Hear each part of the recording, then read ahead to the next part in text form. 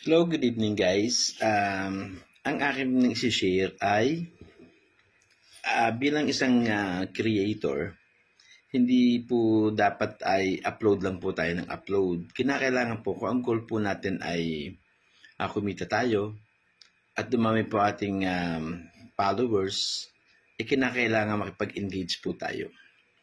Dapat po lahat po ng napunta sa atin ay ating pinapanood din tapos ating ipapollow.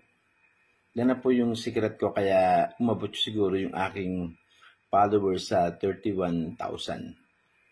Kaya lang, kahit na marami tayong followers, kung hindi naman ito babalik, useless lang din. Kaya sana pag may time po tayo, balik-balikan po natin yung mga nagko-comment po sa ating video. Para ngayon, sa ganun, meron tayong engagement, hindi lang po tayo nakikinabang, pati din po siya. Ayan lang po at salamat po.